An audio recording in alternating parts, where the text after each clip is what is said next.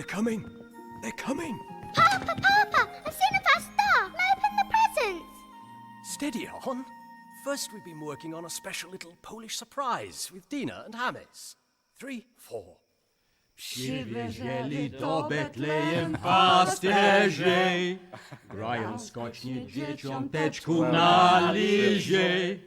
Chwała na wysokości, chwała na Sing alongside, sing. a pokój na ziemi.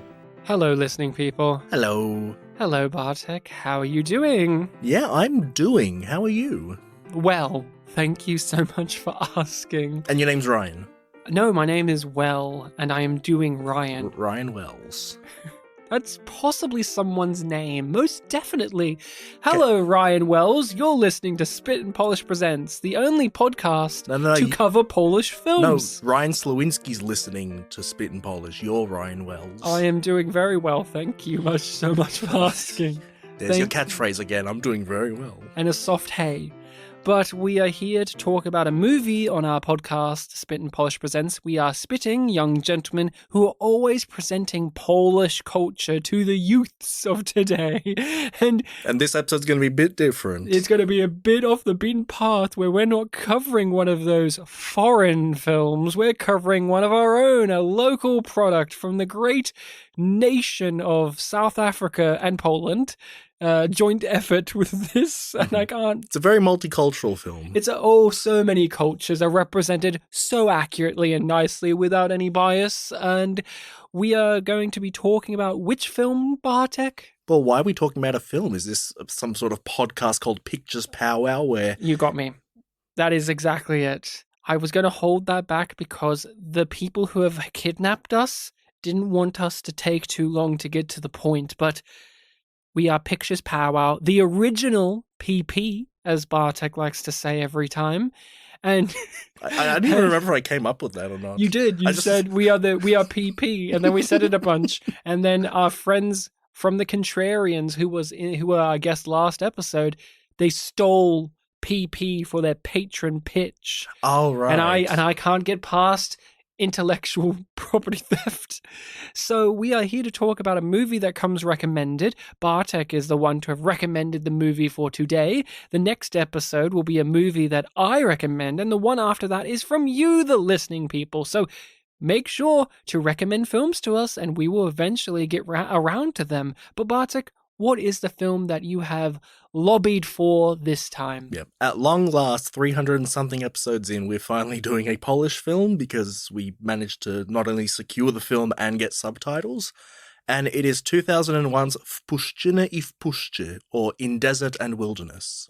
In Desert and Wilderness? Yes, I guess we'll have to get used to saying that, because I always just know the film by the Polish title. How about we interchange it every now and then? You say the Polish and I say the English one. Try to remember what it is. Puszczynie I Desert.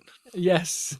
And this is a film from 2001. Mm-hmm. We watched it in the original Polish with English subtitles. The DVD does provide a very funny English dub that I only heard the first scene worth of, but I had a great laugh at seeing these obvious Polish actors be dubbed over by funny British people. And so I had a good chuckle at that. Normally when we do non-English language films on the podcast, you start the episode off with dialogue from the film. Mm-hmm. Are you going to do it with the dub? Oh, of course. Okay, then I have to leave the DVD with you. You have to leave the DVD with me. Thank you, please. Big shock, everyone. The DVD belongs to me. It does belong to Bartek, the one who recommended this. Now, listening people, we obviously say give this a watch for yourself. I would be brave to say that you have probably never watched a Polish movie, listening person. You've probably never sat down and watched a Polish language film.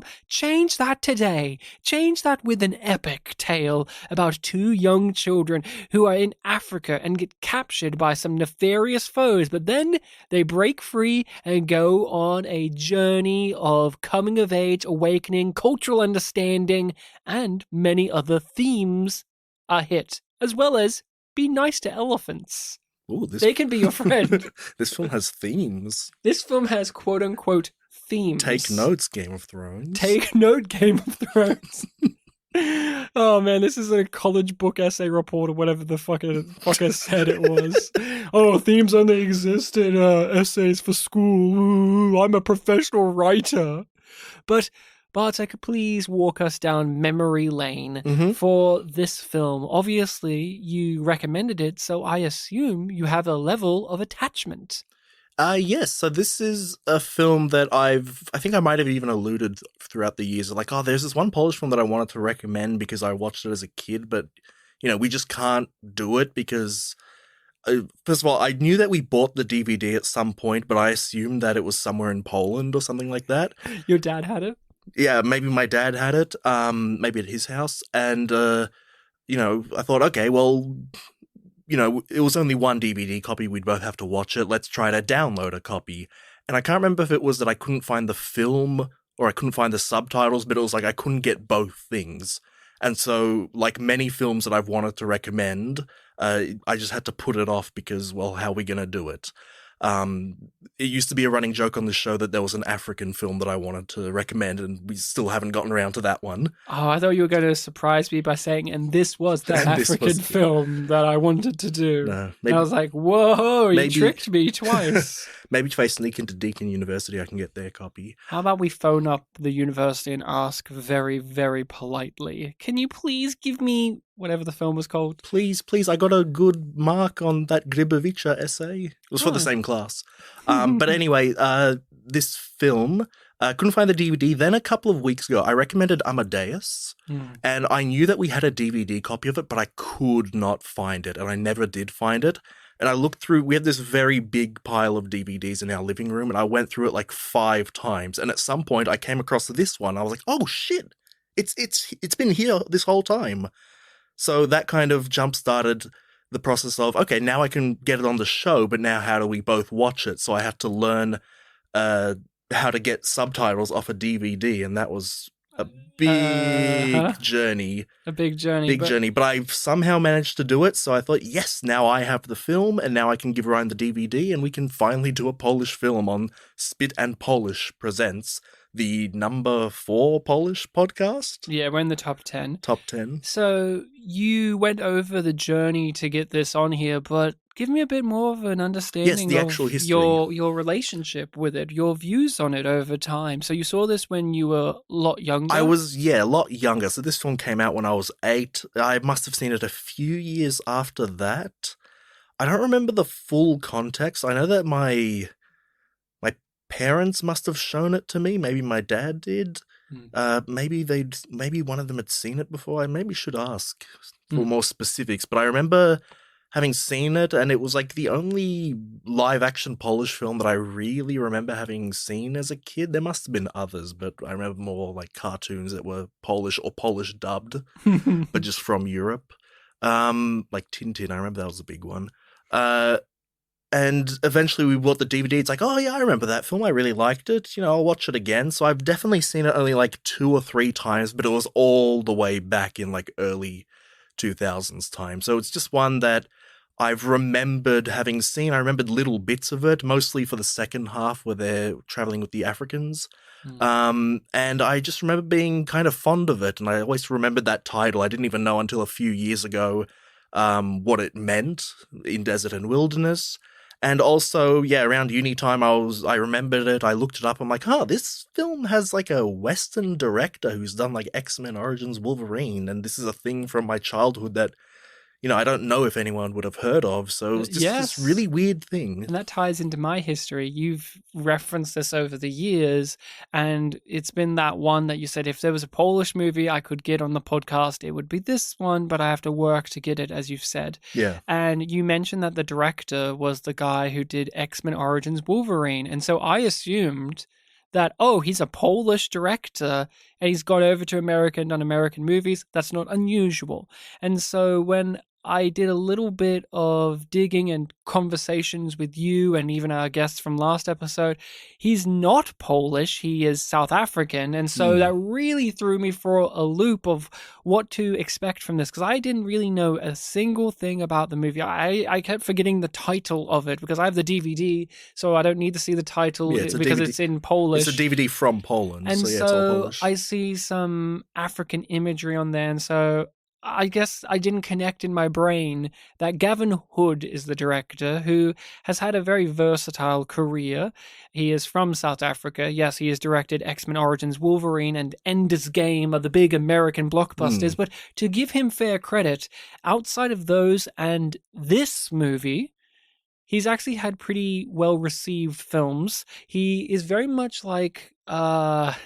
I can't remember the director of The Snowman, but like the director of The Snowman, he seems to really enjoy those slow burn procedurals, those slow burn, what you would call a very bureaucratic approach to espionage and reporting and stuff like that. He's had a few of those movies. There was a movie, I think last year, that came out with Keira Knightley, something about top secrets, like his secrets or top secrets or whatever. That is exactly this type of thing, and it's very well received. And I just wanted to shout that out because there's a novelty to the South African director doing the Polish film, but there's also people would go, oh, it's going to be a silly bad movie because he directed arguably the worst X-Men film. I also didn't know too much about him. It was like just that one fact that I remembered learning, like he's not actually Polish. He's just this random guy that doesn't even really speak Polish directing this film. Yeah. And then it was only really like after I rewatched it last night that I properly looked stuff up. I linked you an article I found that talked a bit about it. And I even read that like a few years after this film, he made a film that won Best Foreign Language Film at the Oscars, and it's the second and most recent film from Africa to have won that award. Isn't that absolutely insane? And to give a little bit of further information, there was a Polish director. This is a Polish production. Obviously, there's lots of African talent behind the camera as well as in front because they're filming in Africa, in South Africa, but it is very much a Polish story. Yes. This is a remake of a film. This is based on a book, I do believe. Yeah. But the director who was originally slated to do this, he had a medical episode. It was a kidney thing, if I'm recalling correctly. I can't remember what it was, but yeah. He had the very much stiff upper lip, I can still do it. And everyone said, no, you can't. You're in hospital. Sit back. We have to get a last second replacement. We can't fly someone in from Poland. We need a local talent. And so Gavin Hood had to step up and work on this production that every single trivia fact about this movie revolves around the making of it.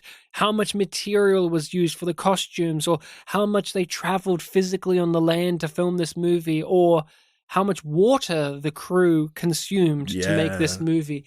This is one where blood, sweat, and tears was made into it. And something that I would love to know more about is Gavin Hood having to wrangle together the production of people who spoke multiple different languages.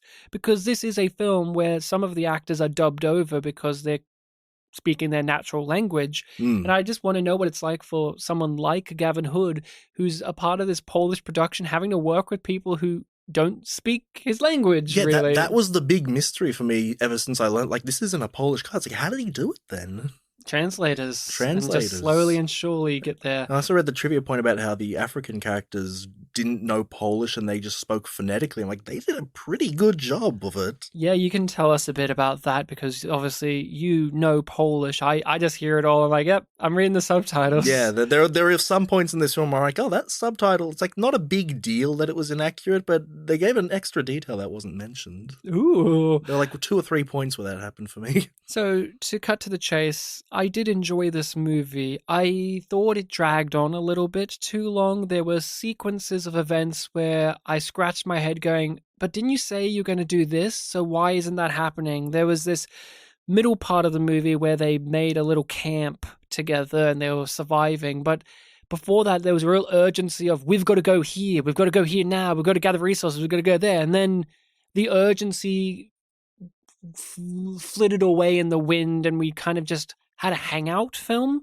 Mm. and I was wondering where we were going. And if I have a big complaint is this is a story that necessitates random outside forces coming in to then launch a new plot into being.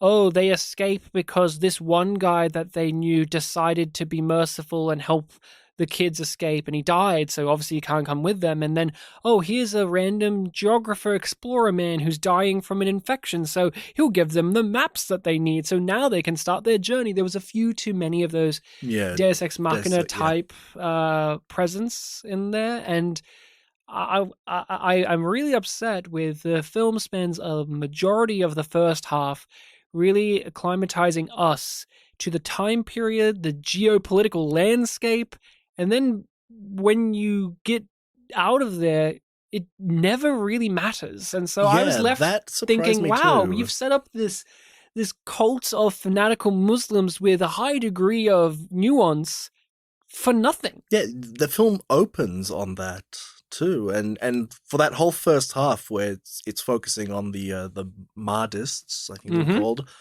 It really did seem like, oh, this is going to be a plot that's developed throughout the entirety of the film, but it really is just like a first half thing. The only thing we get is like an illusion of two of them when Nell is really sick near the end. Yeah. And that was it.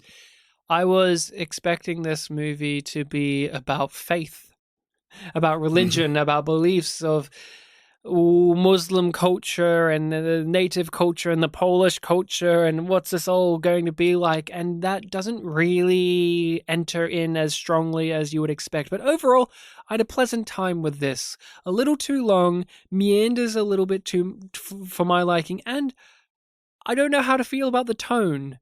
I'm still wrestling with the fact that this dealt with such hard-hitting ideas and concepts and yet played it so whimsically and light for the most part. I was going to say, because earlier I mentioned that I mostly remember the second half of this film, so I spent most of the first half being like, man, I really don't remember a lot of this. I remember more of like the wilderness stuff rather than the desert stuff, I guess. Is it weird that our main boy kills people, and yet it's the little girl who did not kill those people that feels guilt about that? He doesn't really feel that guilty after he's done the deed. Like, he's never really living with the fact that he has killed people to survive. Yet the Nell, the younger girl, when she's having a fever and whatever, she sees these figures that they've had to dispense with along the way to survive. She's going through a psychological thing about what they've had to do to get here, but he doesn't. He's just Mr.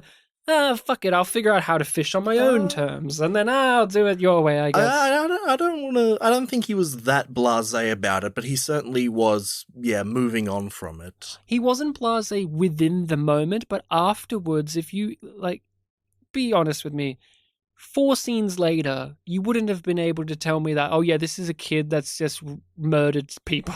Yeah, he moves on very quickly. Like you said, there is a interesting tonal thing going on here. In reading about the film, there was a 70s version and it was a book originally, and it did seem like a lot of things were changed from that, and even that article that I linked you, it talked about how Gavin Hood read the book, or at least familiarized himself with it, and just specifically excised a bunch of things we're not putting that in the film.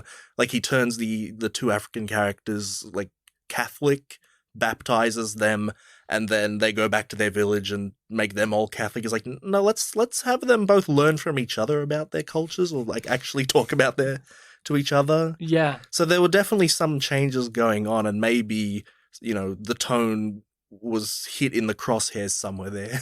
I can definitely see that being a case. So what was it like for you to actually sit down and watch this movie in full again after all of this time? You've said the first half was a real surprise for you. You didn't really recollect this, but how did the film shake out overall? I think I'm similarly to you. I had a pleasant time with it. It's definitely faulty, but I can see why I enjoyed it when I was younger, the parts that I remembered.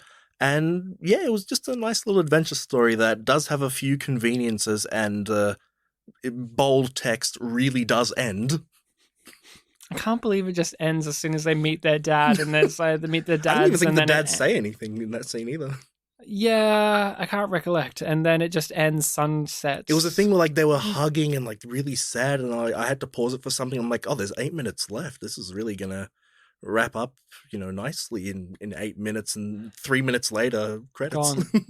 I was truly shocked. Yeah, where do you want to begin? Like, what do you want to talk about? I guess the setting is the River War, the late 1800s, which I didn't know too much about, but a big conflict happening there with the Sudanese and something in Egypt. They toppled the government, and they were really going at it for a couple of decades. I know Winston Churchill was involved in his early military career there.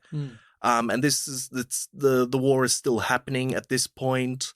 The Mahdi faction are the antagonists of that first half of the film, and also just the war in general from this film's perspective. They hatch a plan to kidnap these two kids of a British and Polish. Were they soldiers? No, they were navigators or something. Yeah, they were high-ranking people. High-ranking people. Kidnap them for some sort of plot, and that's kind of what kicks off the adventure. And along the way, when they break free, they also break free with two African slaves that they kidnapped, and like they go on an adventure with that. So that's kind of our structure of the film. And it's a story, it's sort of like a coming of age with the two kids, Stash and Nell. Stash is the older boy, he's meant to be about 14. Nell's the young girl who's meant to be about 8. Yep, and those actors were roughly those ages in real Roughly life. I those looked it up ages. because, and there was this sequence at the beginning where they're playing at the beach and they were far away from each other. But when he stood next to her, I had a real disorientation of, is she just incredibly small for a child, or is he an adult or older pretending to be younger? And then I looked it up, and no, they were just those ages, and I think she's just a little girl. Yeah, she's But yet definitely she a girl. looked like an 8-year-old. Like, there's no doubt in my mind she was not. Like, I didn't think she was 6 years Yeah, old. I she's knew she was older, but she's just so little. She sounded and acted like an 8-year-old Polish girl, so it was obvious to me. Not but, British. Not British. Well, she is British. Her last name's like Rowlingson or something. Ralston, yeah. Yeah.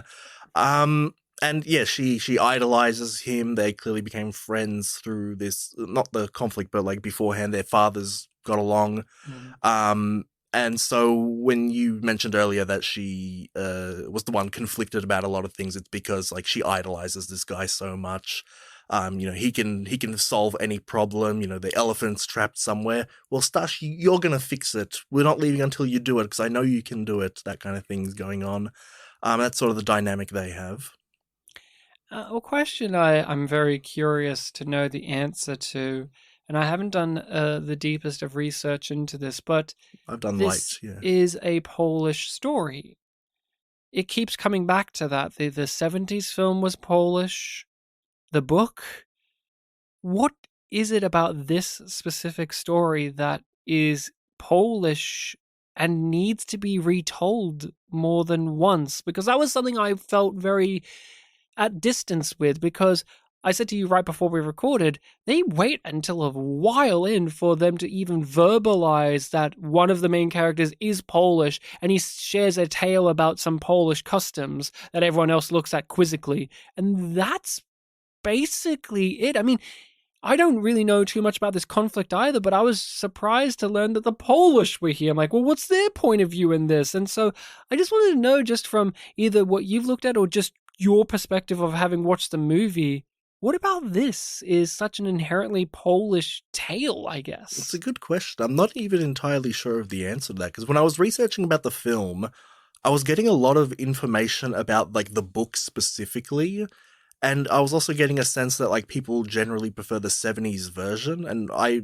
only recommended this film because I know I'd seen it. I didn't know anything about it. I just thought, oh, there's that 2001 film, Pustyni Puszczy, that I really like, so let's recommend that. And then having seen it, I was like, oh, there's actually a big history behind this. So it looks like the book of this film apparently is a very common book for Polish students to read.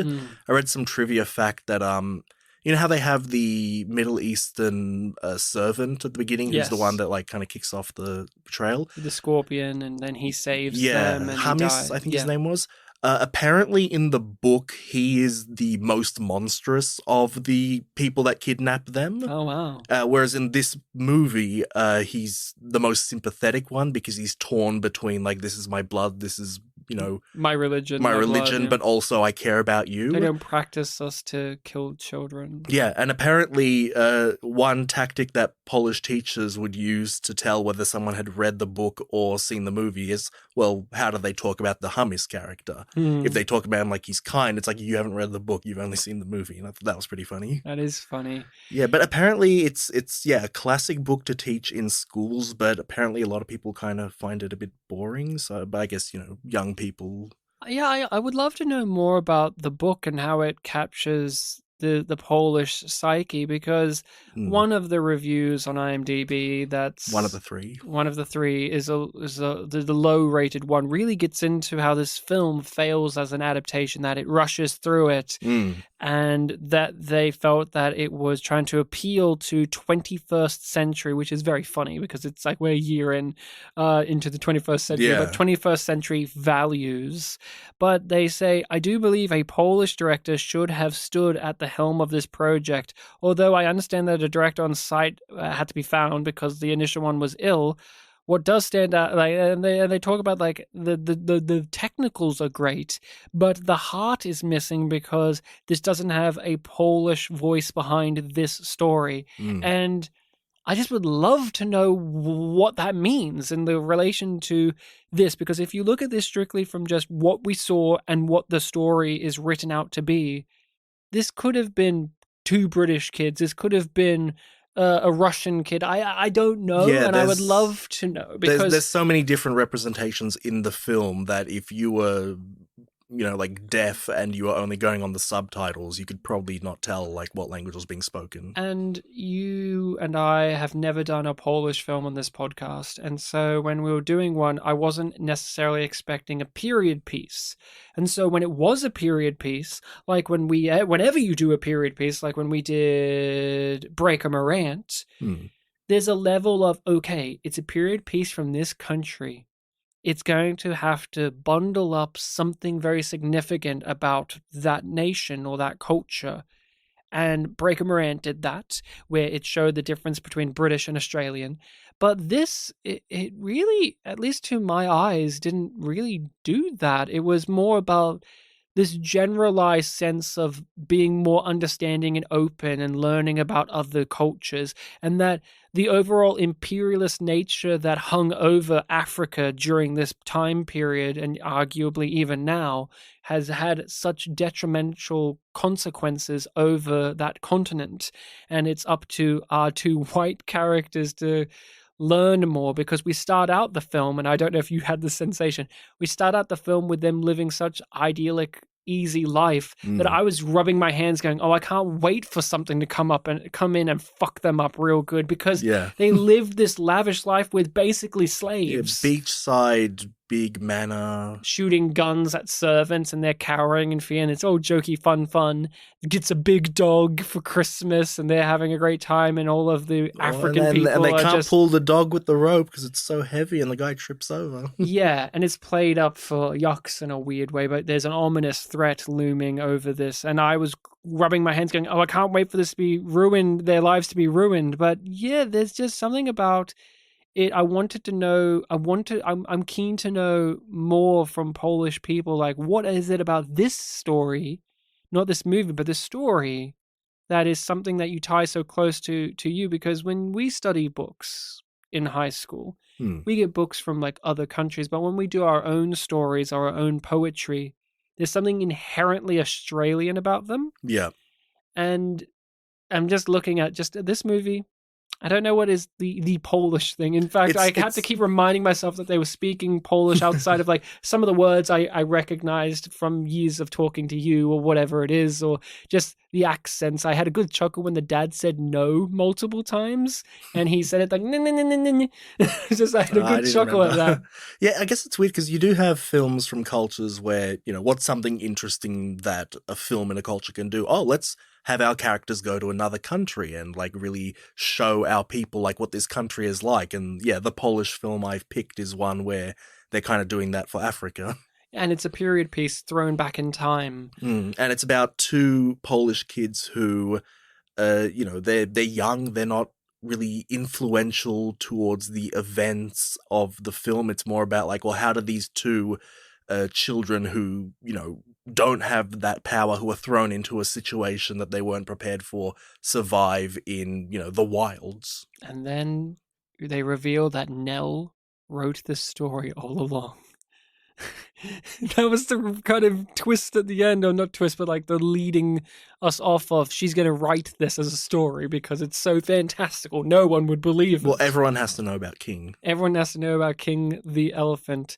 This movie I also found, and this adds up, it was broadcast in 3-episode chunks on Polish television in 45-minute chunks, because when you look up Gavin Hood, the director, it has this movie twice, but one of them is a 3-episode series version of 45 minutes. I didn't notice that. And once you know that, it makes sense, because this really does have that episodic quality where the first half is about the setup and the Mahdi's and the getting out of there and surviving. Then the second half is them surviving in the jungle, just the four of them, and the desert, and then them meeting with their the tribe, and then having to go back home. Yeah. And the dads put in once every segment, basically, to remind you that he's an ongoing thread. Okay. And so once I knew that, I'm like, okay, this does have that. I wonder if that was intentional, like when they were making it. I have no clue, but I do think it adds to the almost disjointed nature that this takes in. And so I wanted to ask you, what was your favorite stretch of the film now? I still do very much enjoy the latter two ones. I really like the quartet that we have of the two white characters and the two African characters. Because we get a lot of equal ground dialogue between the two of them where they talk about their own perspectives, and also just, being Polish. I think of Polish people that speak Polish as, being white people, but you're seeing these African characters like actually speaking Polish, and reading the trivia point about how they were only speaking phonetically. They didn't know what they were saying. I already mentioned it, but I was amazed at how kind of well they did. It was definitely like broken Polish. Oh, yeah. And the subtitles mostly got it across when they said their names in third person, but I could hear it as well. Oh, good. It's one of those stories where the way that language is played with, in most English films, you would give it like that hand wave of course everyone speaks English because we the audience speak English. It's a fun trope. Like, oh yeah, everyone in this universe speaks the language of the film. But yeah, I haven't really encountered everyone speaks Polish. Me neither, yeah. So I had a good laugh about that. Yeah, it's more funny than like, oh, everyone in Yu-Gi-Oh speaks English. All the Egyptians, English. I just really liked the first chunk with the setup of this conflict and them being kidnapped and the stakes were raised, and when they actually met with the Mahdi and him trying to convert them to Islam, and his conversation with the young boy and how he didn't want to convert because I would do it out of fear, and you wouldn't want someone in your some faith good lines to be there, a coward. And that actor who played the Mahdi, and basically all of the actors who played the fanatics, were really great. And I wanted to see them interact with these characters more, but then they moved away from that. Once they escaped from after the lion scene, it's what happened to the guy that was helping them break out? I love that guy. The Greek guy. Yeah, he was great. He was a really fun character. And then when we moved to the middle part, I also enjoyed it, but I felt a bit frustrated because I didn't understand why we were spending so much time here when the level of urgency was very much underlined that we have to keep moving. And then they said, no, we're not. We're staying here now. Get that snake out of the tree. Use your spirit stuff to get it out of the tree. And then, here's an elephant. Let's eat it. And there's so many moments. I don't know if you had this. There's so many moments when these children were saying and doing things, and I was like almost parenting them while they were doing it. I'm like, no, Nell, don't go down there and play with the elephant. Yes, it may seem like it's your friend, but it could hurt you. And then he comes in and I'm like, no, don't bring your gun in there and threaten the elephant, you fucking idiot. Like, I agree It was a very with you. grown-up kind of attitude to have, yeah. I was agreeing with him. I didn't have that as a kid. I agreed with him, but I was like, why are you threatening it You're with a gun? doing it the wrong way. You're doing it in such arrogant way that will provoke the elephant, you stupid idiot. Who did you prefer out of our two leads? Did you prefer Nell, or what was the boy's name? Stash. Stash. No, I liked Stash. I mean, he got things done. He had a lot of good conversations with Kali. I really liked the fishing scene. Oh, it was a great scene. It's like, what are you doing? Just ask the fish to come in the net. That's going to do it. It's not going to do it if you're not polite. I do appreciate that he did catch the fish by being very passive-aggressive and mean. They said thank you, though. Yeah, but the other things he said were mean. Like, you have nothing else worth living for. Get in my nets. I was Team Nell all the way. I really like that actress. I thought she did a bang up job. I don't speak the language, so I'll get you to talk about that in a second. But just from what I could gather, I thought she was the strongest performer in the kids. I thought she really did a great job.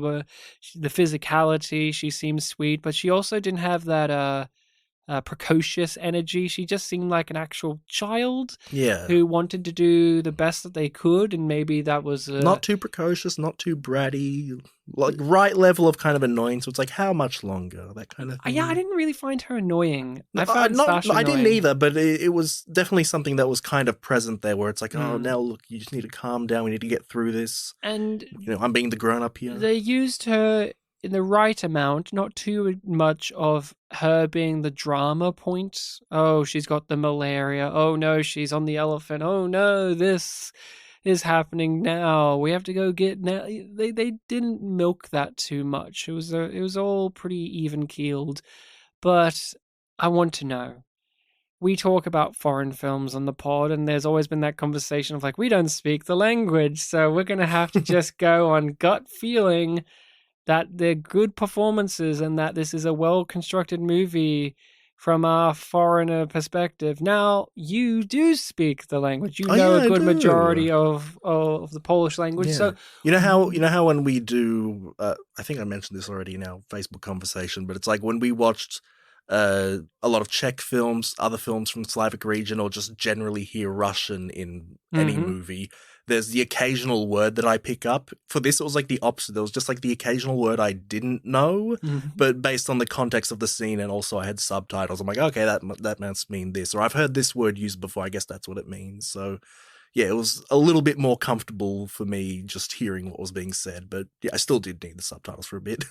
But the performance, you're asking. Yeah, how, and just the general production of it. Like, how did it feel to, watching a foreign film and you actually know the language? What was that like for you, and how did it apply to this movie? It was comfortable. Yeah, I enjoyed it. A lot of the characters who are fluent in Polish, they sounded like exactly like Polish people I know. It was delivered in the right way. The characters who clearly didn't speak Polish but weren't dubbed, you could tell that they were, not native in the language. Like, I really liked Kali and Mia whenever they spoke Polish. There was like a sort of stiff pace to how they were talking. I could hear like the like key words being said, and the subtitles kind of made the bit more natural sentences. I mentioned before there were points in the film where like subtitles were like slightly reworded or didn't add a detail. Like I remember the first time it happened was when that one servant had the scorpion bite her, and then the doctor was giving the diagnosis or talking about how she'll be. The subtitle said that like, oh, she'll be out for a few days, I think. What he actually said was that she'll be unwell for a few days, but she should be up and running tomorrow. So I was like, oh, okay, you changed the details a bit there, but in the end it didn't matter. There was another point where Kali took Stash to the top of that cliff to say like, look, there are people there, who could they be? And the subtitles say like, oh, they might be slave traders.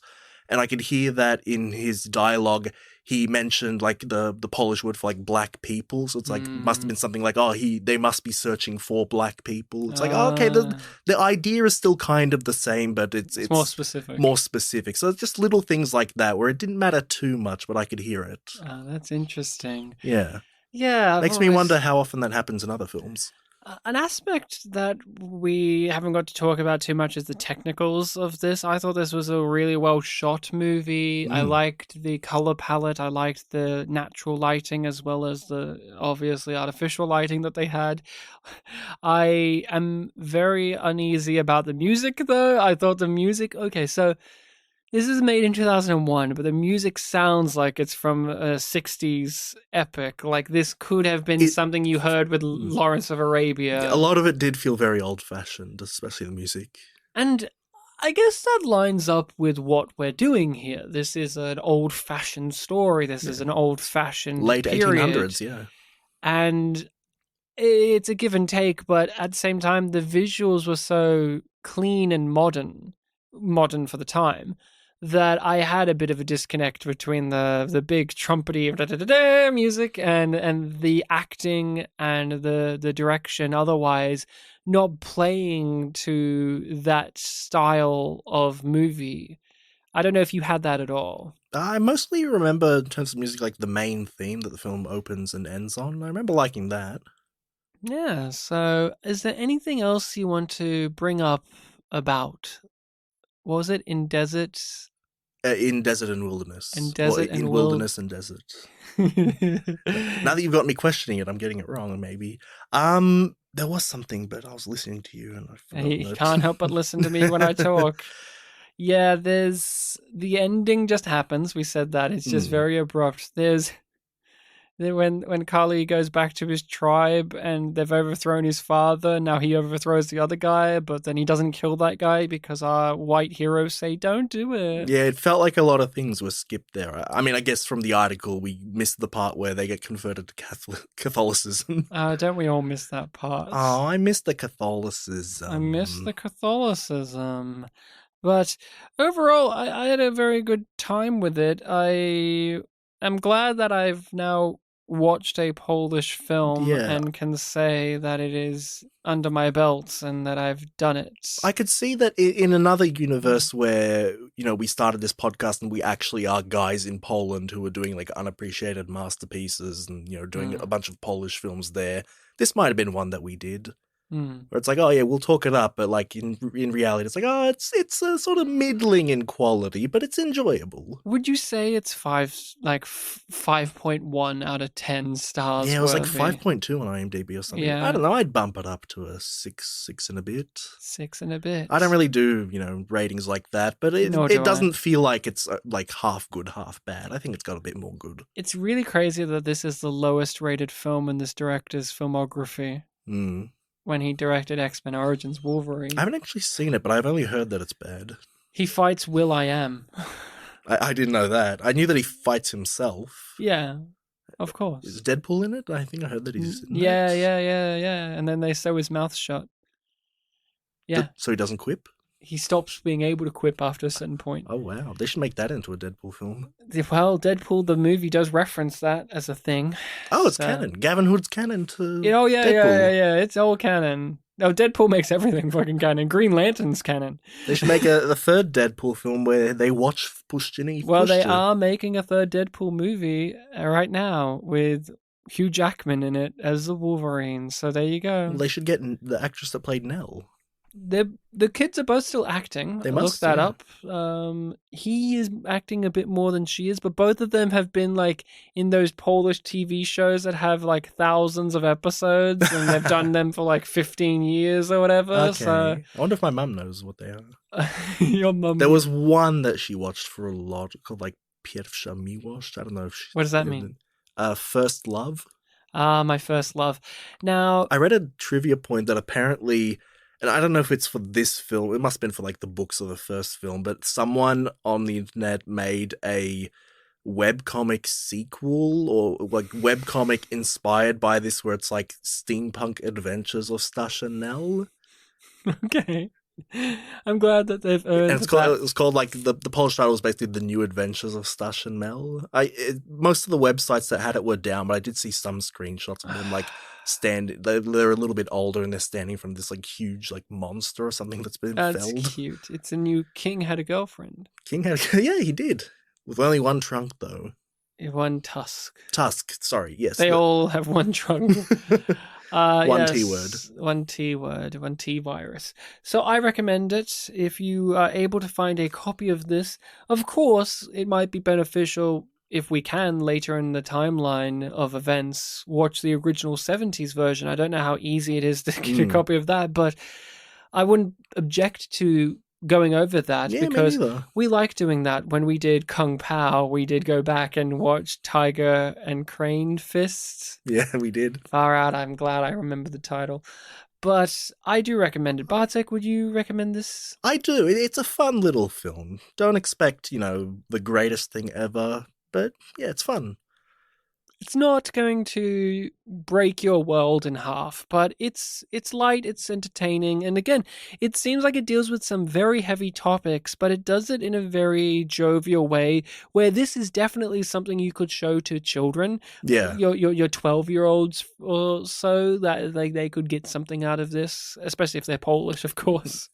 You're looking at an example right here. Yeah, I also in the article that I keep mentioning about Gavin Hood, I did like the point where, because they got him and he's from the region, he described a lot of things that happened in this film. It's like, yeah, this is accurate. This is like what I grew up around. I like that was a touch that the film got from having him as the director. And I don't know about the 70s version, but it is very impressive that they did go all the way over to Africa to film and do stuff and have actual lions and elephants and all of that. I'm sure in the original film they probably did bring those in, but I don't know if they just filmed it in Poland and just said, yeah, it's Africa. I don't know. This is the forest near Bartek's dad's house. Sure. But that is the film. Now, are you ready to hear what I'll be recommending for the podcast? No, but I'll have to hear it anyway. You're not ready? Not ready, but just lay it on me anyway. I'll get through it. Why aren't you ready? I just was thinking about stuff and things things different to stuff. Yeah. Now, I'm recommending a movie that I have not seen before, but it's been because it's Polish. In periphery of me. We're doing another animated film, a Japanese animated film. Ooh. And I swear to you, I'm not choosing this just because the title is funny to hear you say, but it is the title Penguin Highway. Okay.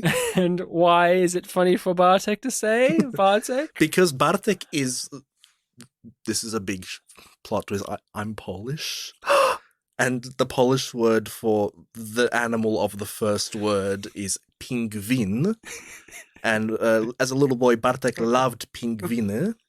And when he learned the English word, he thought, there's just one difference. It's win instead of win. So it's pingwin. He's been calling it penguin all of his life. Every time he does it on the podcast, I give him an eyebrow like, what the I'm aware of it when I do it, but I have to be true to myself. Penguin Highway is the film of choice. I remember hearing some word of mouth about it at the time and just seeing images of it. Oh, I would have to look that up again, but it was, I would say, mid 2010s.